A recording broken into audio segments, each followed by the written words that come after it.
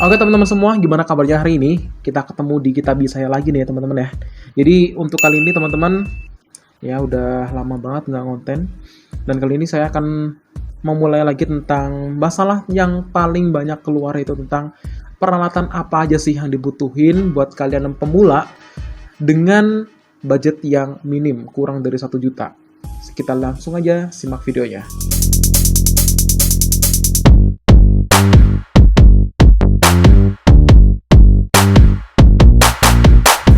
Nah, buat teman-teman, ini adalah pengalaman pribadi saya, jadi kalian nggak perlu khawatir karena yang saya sarankan itu adalah pengalaman pribadi dan walaupun ini dikatain apa ya, bukan harga bener-bener minim budget, tetapi barang-barang yang saya tawarkan adalah barang-barang yang standar.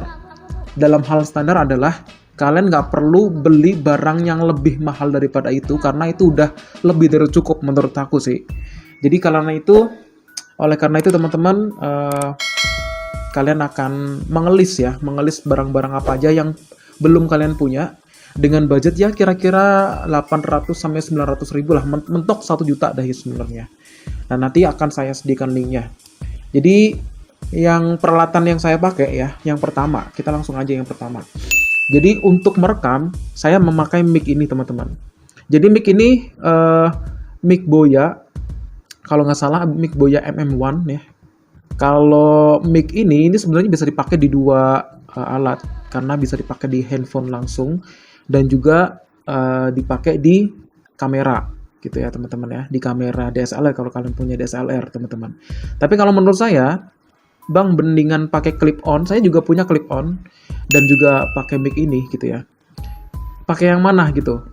Nah, kalau saya teman-teman, kalau misalnya indoor kayak gini, saya lebih pakai ini, lebih enak pakai ini. Karena apa?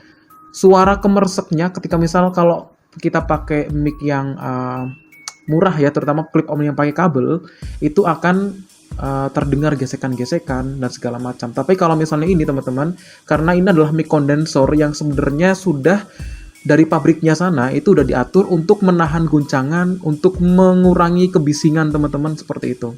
Nah, nanti untuk pengaturannya nanti bisa diatur kalau misalnya ada bising-bising nih masuk, itu bisa dipakai pakai aplikasi namanya Audacity. Tapi kalau kalian nggak pengen edit apa-apa lagi gitu ya, udah pakai ini aja, nggak usah diedit lagi. Jadi ini udah jelas banget, ini udah standar kalau menurut saya. Dan ini harganya itu sekitar 220 sampai 230 sebenarnya, nggak sampai 300 ribu dan nggak sampai 250 ribu teman-teman. Nanti kalian bisa klik linknya, ada di deskripsi, udah saya sediain kalau kalian pengen beli ini teman-teman ya. Gitu. Itu alat yang pertama adalah mic, karena perlu banget. Kita nggak hanya butuh kamera teman-teman, tapi kita butuh mic ya untuk memperjelas suara kita. Kemudian yang kedua adalah lampu teman-teman.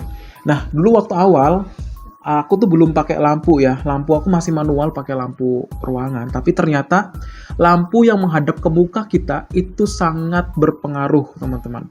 Jadi ini yang saya pakai ini adalah ring light yang lingkarannya cuma 26 cm dan ini dari awal saya udah pakai ini teman-teman ya. Jadi ring light ini itu baru saya pakai 1 tahun yang lalu, karena sebelumnya saya itu membuat ibaratnya kayak lampu sorot sendiri yang buat pakai kardus gitu teman-teman ya, pakai lampu 24 watt kalau nggak salah.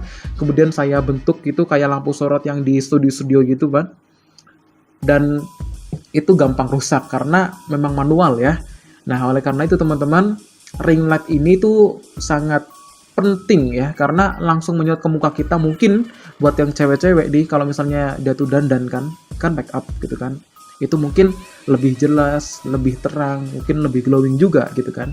Dan buat cowok-cowok juga yang mungkin ya kalau misalnya gelap gitu ya, itu bisa terpancar gitu. Kalau misalnya nggak kelihatan gitu kan ruangannya, apalagi lampunya jauh gitu kan, lampu sorot ini sangat dibutuhkan teman-teman ya. Dan kalian beli juga jangan cuma ring light-nya aja, tapi yang plus tripod teman-teman. Jadi kalian beli ini sekitar harganya, kemarin saya beli itu 140-an teman-teman ya, 140 ribu. Nah, itu udah plus sama lampunya. Tapi mungkin kalau sekarang udah, itu 1 tahun yang lalu teman-teman, kalau sekarang udah murah teman-teman ya. Jadi mungkin, nah itu udah saya sediain linknya, nanti kalian tinggal beli di situ aja ya. Tadi kalau saya lihat-lihat ada banyak sih, ada banyak harga yang disediakan, tapi yang saya beli ini harga 140-an lah, 140-an ribu gitu ya teman-teman ya. Itu yang kedua ya teman-teman ya, ring light ataupun lampu ya. Kemudian lampu latar belakang teman-teman. Nah, lampu latar belakang ini sebelum saya pakai ini teman-teman ya. Jadi ini adalah lampu sorot sebenarnya, lampu sorot yang dipakai untuk penerangan jalan sebenarnya. Fungsinya sebagai untuk penerangan jalan juga untuk penerangan taman teman-teman. Tapi jangan salah teman-teman, fungsi dari lampu ini yang di belakang saya, lampu sorot ini itu sangat bermanfaat sekali ya, karena multifungsi teman-teman. Jadi gini, lampu yang di belakang saya itu ada remote RGB-nya. Jadi RGB di sini itu adalah fungsinya untuk mengganti warna-warna latar belakangnya ada di belakang saya ini. Karena apa teman-teman? Karena kita butuh suasana baru, kita butuh pencahayaan yang sesuai dengan keinginan kita. Kita bisa pengen ganti-ganti nih gitu, daripada kita beli lampu satu-satu warnanya satu-satu, mending kita beli yang RGB dan warnanya bisa diganti-ganti sesuai dengan keinginan kita. Jadi di sini nanti teman-teman, di situ udah saya sediakan juga linknya. Kalau kalian beli alat untuk lampu sorot untuk konten kalian udah saya sediain linknya ada di deskripsi, dan ini worth it banget. Kemudian harganya berapa bang? Murah, karena ini harganya cuma 27.000 satunya, dan itu adalah 50 watt teman-teman. Ingat, 50 watt. Jadi kalian bisa beli lampu yang harganya 27.000 dengan kapasitas wattnya adalah 50 watt. Bayangin kalau kalian beli lampu bohlam gitu ya. Lampu bohlam yang 50 watt mungkin LED kayak Philips itu harganya 60 sampai 70-an ya, dan bahkan ada yang sampai 90-an. Tapi kalau kalian pakai lampu ini teman-teman, kalian bisa menghemat harga, kalian bisa dapat 2 sampai 3 item ya untuk membuat lampu sorot yang ada seperti di belakang saya ini teman-teman ya. Dan kalian nih gambarnya udah ada saya sediain ya di sini. Sebelum saya pakai lampu sorot yang ada di belakang teman-teman, saya pakai lampu strip. Jadi bentuknya kayak gini. Tapi sebelumnya saya bukan pakai lampu stripnya kayak gini teman-teman. Jadi lampu stripnya itu adalah yang per meter. Mungkin kalian pernah lihat ya kalau misalnya ada Agustusan tuh, ada kabel yang Agustusan ya pokoknya ya. Yang nyalanya cuma satu warna doang, mungkin cuma warna merah, cuma warna biru, tapi ada juga yang warna-warni sebenarnya. Nah, kemudian saya beralih ke ini ya, karena pakai itu dia tuh gampang meledak ininya adaptornya. Jadi saya mikir-mikir kenapa kok adaptornya sering rusak, dan kadang kalau dipakai lagi itu nggak mau nyala gitu ya, itu kendala banget. Kemudian saya beli ini harganya 80.000. Kalau yang tadi lampu strip yang biasa itu harganya 15 ribuan teman-teman satu ininya. Sama adapternya ya. Kalau cuma lampu stripnya doang mungkin cuma 5.000 sampai 7.000 sih sebenarnya per meter. Tapi kalau misalnya ada yang beli sekaligus sama adapternya itu sekitar 12 sampai 15.000. Tapi kalau ini saya beli satu gulung ini adalah 5 meter teman-teman ya. Ini juga RGB juga, jadi warnanya bisa kita atur-atur dan ada remote-nya juga. Gitu.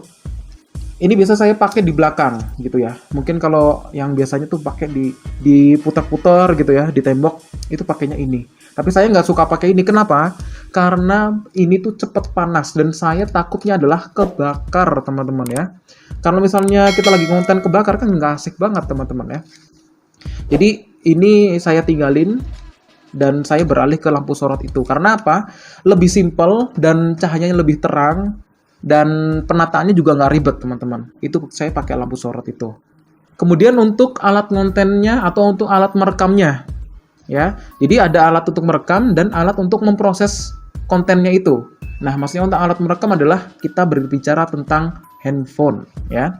Jadi teman-teman di sini saya menyediakan 2 handphone. Yang handphone yang pertama untuk merekam gambar dan satu lagi untuk merekam suara saya. Nah, gimana maksudnya? Jadi gini teman-teman. Fungsi saya memiliki 2 handphone adalah supaya saya bisa merekam suara saya lebih jelas ketika saya berjauhan dengan kamera saya yang ada di depan ya.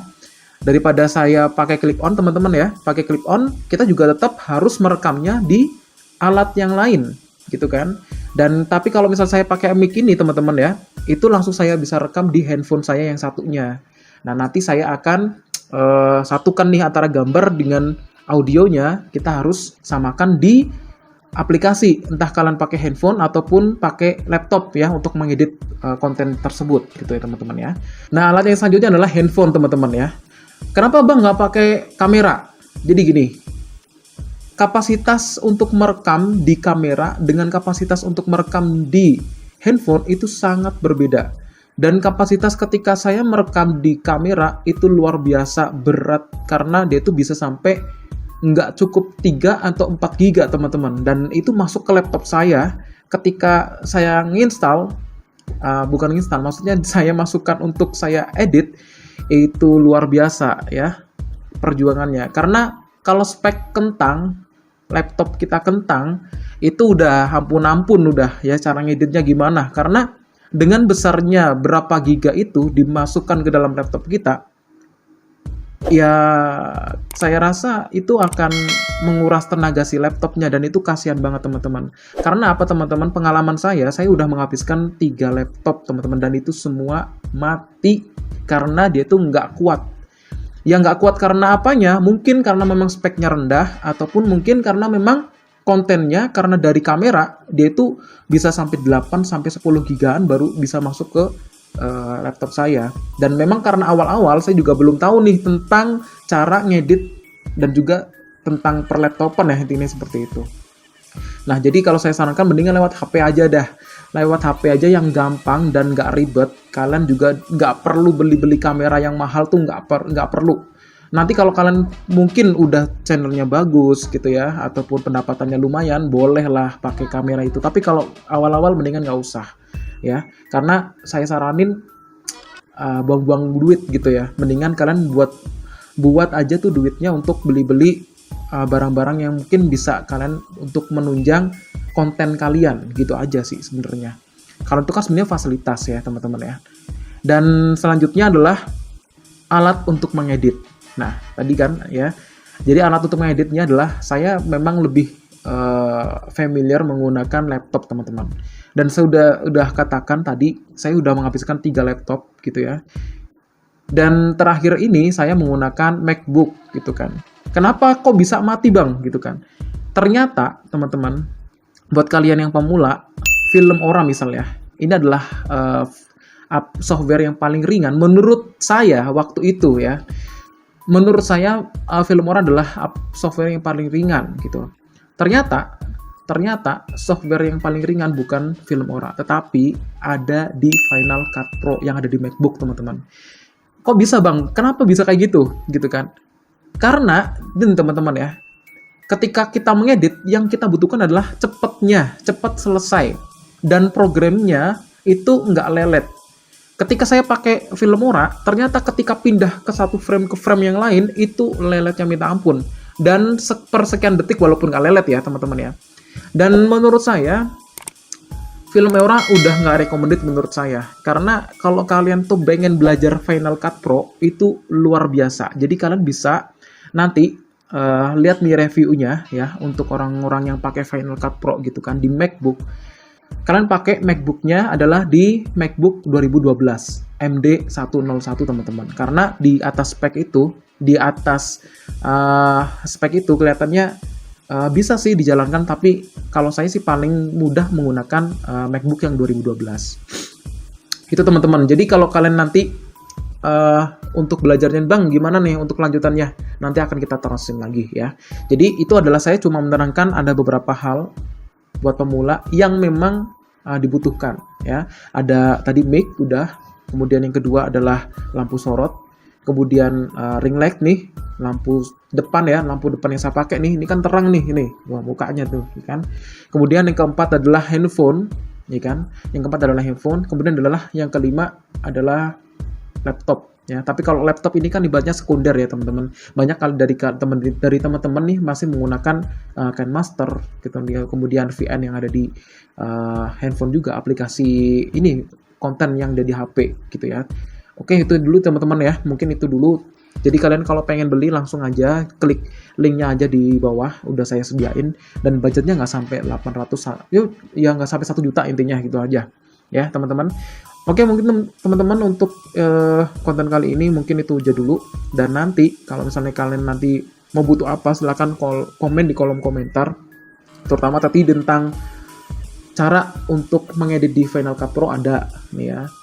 Saya udah beralih ke Final Cut Pro pokoknya intinya. Dan yang kedua adalah cara untuk merekam yang bagus tuh gimana gitu ya. Dan ini saya ngerekam pakai HP teman-teman, nggak pakai kamera karena udah kapok udah pakai kamera, udah beli mahal-mahal tapi ternyata ya gitu ya. Oke teman-teman, mungkin gitu dulu untuk video kali ini. Jangan lupa untuk klik tombol subscribe, juga klik tombol loncengnya. Jangan lupa untuk share ke teman-teman kalian. Semoga video ini bermanfaat. Terima kasih. Assalamualaikum warahmatullahi wabarakatuh.